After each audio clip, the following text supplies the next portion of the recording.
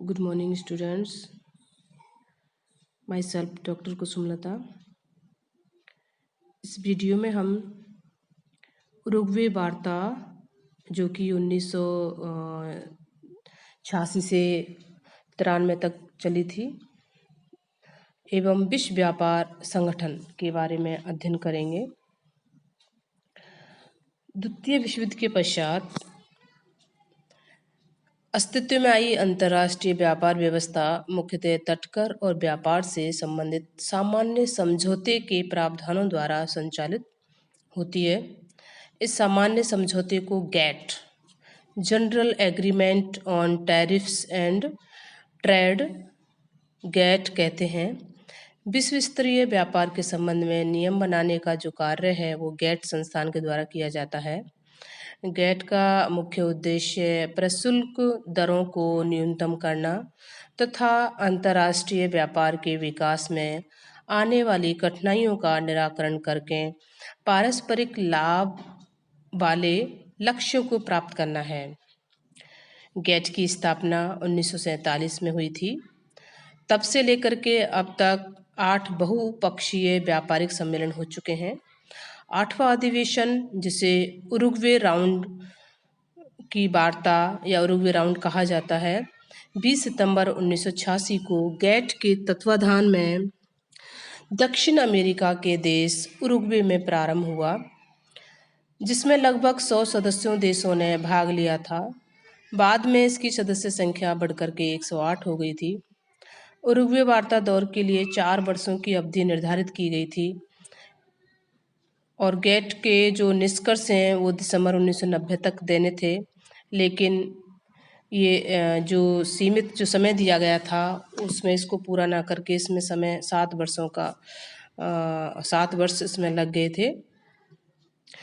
परंपरागत रूप से गैट केवल वस्तुओं के व्यापार से संबंधित नियम ही बनाता रहा है, जिनमें मुख्यतः निर्मित माल ही सम्मिलित है। कृषि इसके कार्यक्षेत्र से बाहर था, कृषि इसमें शामिल नहीं था। उरुग्वे वार्ता के वर्तमान दौर में गत परंपरा से हटकर वार्ता क्षेत्र में विस्तार किया गया तथा पहली बार इस वार्ता सूची में 4 नए क्षेत्रों को शामिल किया गया था। ये जो 4 क्षेत्र हुए हैं व्यापार से संबंधित निवेश उपाय, जिसे trade related aspects of investment measures, short में से ट्रिम्स। सेकंड है इसमें बौद्धिक संपत्ति अधिकार के पहलुओं से संबंधित व्यापार, trade related aspects of investment property rights, trips. Third है सेवाओं में व्यापार, ट्रेड इन सर्विस, और इसमें जो फोर्थ है एग्रीकल्चर। गैट वार्ता की सूची में ये क्षेत्र विकसित देशों के आदेशों से शामिल किए गए थे।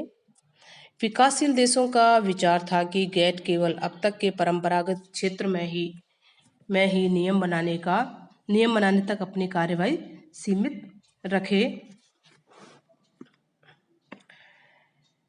विकासशील देशों जिसे दक्षिण के देश कहा जाता है की दृष्टि में डुंगेल प्रस्तावों का सर्वाधिक नकारात्मक पहलू यह है कि वह केवल व्यापार तक ही सीमित नहीं है।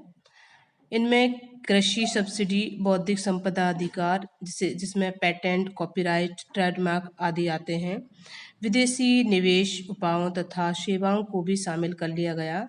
इस प्रस्ताव में विकासशील देशों की मांगों तथा आवश्यकताओं पर अधिक ध्यान नहीं दिया गया, केवल विकसित देशों के व्यापार प्रसार तथा हितों को ही आगे बढ़ाने की इसमें चेष्टा की गई थी। डुंगेल प्रस्ताव क्या था? डुंगेल प्रस्ताव में गैट के महानिदेशक आर्थर डुंगेल, जिन्होंने 20 दिसंबर 1991 को 108 सदस्यीय गैट के भावी स्वरूप पर 500 पेजों की अपने एक प्रस्ताव रखा था। उसी के आधार पर उसके प्रस्तावों का जो विकासशील देश हैं उन पर सर्वाधिक नकारात्मक प्रभाव पड़ा था। डुंगेल प्रस्तावों में सर्वाधिक जो विरोध है वो पेटेंट अधिकारों के संबंध में था, जिनमें पेटेंट प्राप्तकर्ताओं के अधिकारों में वृद्धि और उनके दायित्वों एवं वैधानिक बंधनों में कमी की गई। 15 दिसंबर 1993 को विश्व के 117 देशों के प्रतिनिधियों द्वारा सर्वसम्मति से नए व्यापार एवं तटकर सामान्य समझौता गेट को स्वीकृति प्रदान की गई। यह समझौता 1995 से लागू हो गया।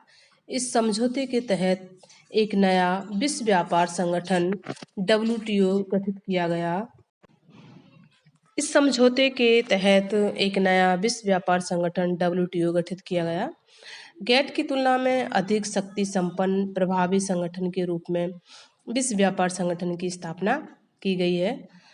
विश्व व्यापार संगठन विभिन्न परिषदों और समितियों के माध्यम से अंतर्राष्ट्रीय व्यापार संबंधों से जुड़े उन 28 समझौतों को लागू करता है जिन्हें उरुग्वे दौर की वार्ता में शामिल किया गया था और 1995 में मोरक्को के मराकेश में पारित किया गया था। यह संगठन गेट से भी अधिक व्यापक है और ये बहुपक्षीय व्यापार प्रणाली की एक संस्था है तथा कानूनी आधार उपलब्ध कराता है। संगठन असल में अंतर्राष्ट्रीय व्यापार का प्रहरी है जो सभी देशों की व्यापार व्यवस्थाओं पर लगातार निगाह रखता है। विश्व व्यापार संगठन का प्रति 2 वर्ष में एक सम्मेलन होता है। सदस्य देशों के वाणिज्य या व्यापार मंत्री इसमें भाग लेते हैं। इसका जो प्रथम जो सम्मेलन था वो सिंगापुर में हुआ था और इसका जो 11वां मंत्री स्तरीय जो सम्मेलन है वो 10 से 13 दिसंबर 2017 को ब्यूनस आयर्स अर्जेंटीना में संपन्न हुआ था। दोहा सम्मेलन में भारत के नेतृत्व में विकासशील राष्ट्रों को एक बहुत बड़ी सफलता जन स्वास्थ्य संबंधी औषधियों के उत्पादन एवं अधिग्रहण के मामले में मिली थी। HIV, एड्स, TB व मलेरिया आदि रोगों से जन सामान्य की सुरक्षा के लिए औषधियों के उत्पादन के मामले में विश्व व्यापार संगठन के ट्रिप्स एवं पेटेंट संबंधी नियम अब आड़े नहीं आ सकेंगे। जन स्वास्थ्य संबंधी इस प्रावधान को दोहा घोषणा पत्र में शामिल किया जाना विकासशील राष्ट्रों की एक सबसे बड़ी विजय के रूप में देखा जा सकता है।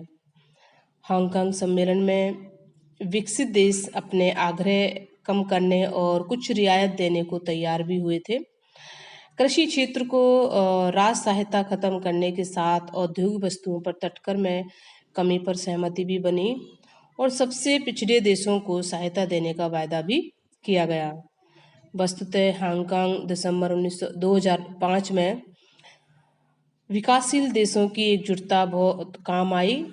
भारत समेत विकासशील देशों के लिए राहत की बात यह है कि कुछ कृषि उत्पादों को विशिष्ट उत्पाद में शामिल करने के साथ ही इनके लिए विशेष सुरक्षा उपायों को मसौदे में शामिल कर लिया गया। इससे विकासशील देश भाव गिनने पर सुरक्षात्मक उपाय कर सकेंगे। यह जो पिछले 1 दशक से जो विश्व व्यापार संगठन WTO विश्व की आर्थिक और व्यापारिक नीतियों को एक ढांचे में ढालने की जो अनवरत गति से जो बढ़ रहा था वो WTO की दोहा वार्ता जुलाई 2006 में अनिश्चित काल तक के लिए अवरुद्ध हो गई थी और वस्तुतः जो विश्व व्यापार संगठन की बातचीत में जो रुकावट है उस रुकावट के लिए जो जिम्मेदार हैं वो विकसित देश ही हैं जो व्यापार को प्रभावित करने वाली अपनी भारी भरकम कृषि सब्सिडी में कमी के बदले विकासशील देशों के कृषि और औद्योगिक उत्पादन के बाजार में अपनी दखल बढ़ाना चाहते हैं।